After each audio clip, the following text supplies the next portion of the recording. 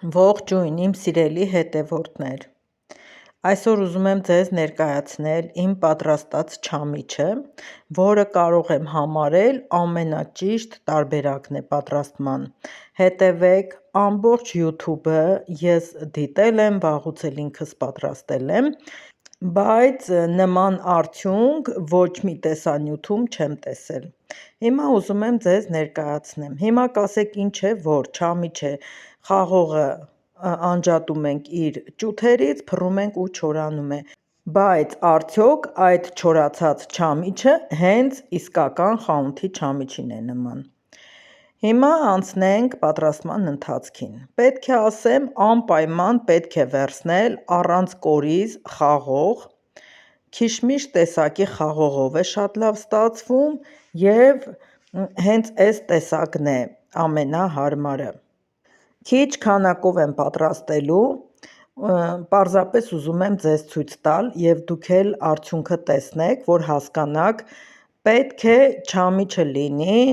ավելի լիքը, փափուկ, ժելեան նման և փայլուն, ոչ թե չամիչը փռենք չորանա, մնա երեսի կաշին կամ ինքը պաճով չորացած համարենք դա չամիչ,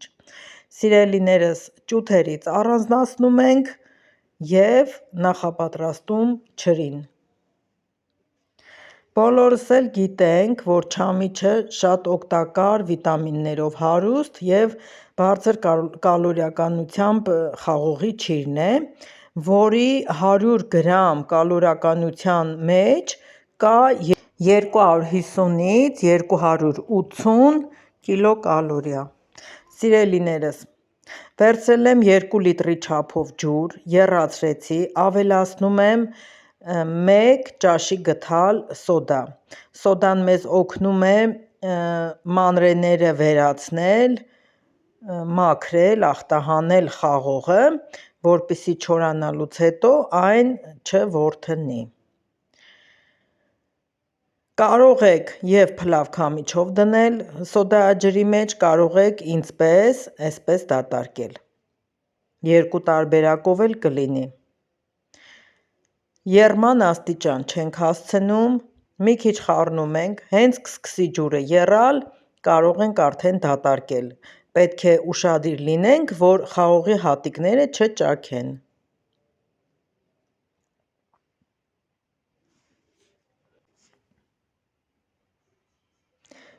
խաղողից ջուրը քամում ենք և սառը ջրի մեջ թողնում, կարող եք նաև ծորակով այսպես լվանալ, սա սառը ջուրը նրա համար է, որպեսզի խաղողի եռը կանգնի, հովանա և չշարունակի եփվելը, համեմատաբար խաղողի գույնը մի քիչ բացվում է, հիմա սիրելիներս, այդ սոդայով անցկացրած վիճակում փռելուց հետո ինքը մսալի չի լինում, իսկ այսպես ես որոշել եմ, որ պետք է մոտավորապես իրեն ծածկող մի 200-300 մլ ջուր եռացնել, ավելացնել շաքարավազ, թույլ օշարակ է ստացվում, քաղցր ջուր և չամիչը տեղափոխել այդ ջրի մեջ, եռացնել պետք չէ, բայց երբ սկսի եզրերից պղպջակներ առաջանալ, նախքան եռը սկսելը, ահա այսպես, պետք է արդեն խաղողը քամենք, սա օգնում է, այս մի փոքր թույլ քաղցրաջուրը օգնում է, որպեսզի չամիչները մնան մսալի և քաղցր մնան, չորանալուց հետո էլ ավելի փայլուն, դատարկեցի տապակի մեջ ու ուզում էի ձեր համար հատուկ կես չափաբաժինը չորացնել ջեռոցում 70 աստիճանի տակ և կես չափաբաժինն էլ ահա այսպես ջրի ապարատով, բայց երբ դրել էի ջեռոցը,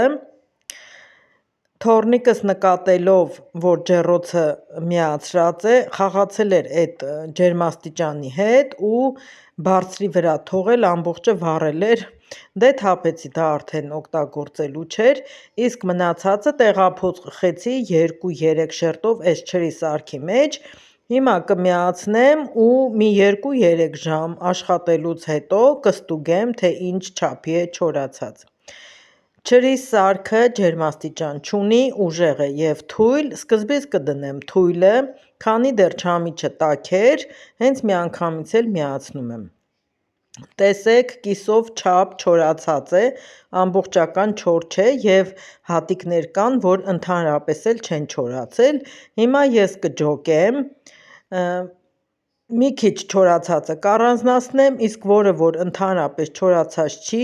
կչորացնեմ, կմիացնեմ իրար և վերջնական արդյունքում մի 30 րոպե էլ ընդհանուր կնայեմ, կչորանա ու կվերցնեմ։ Պետք է ամբողջական չոր լինի,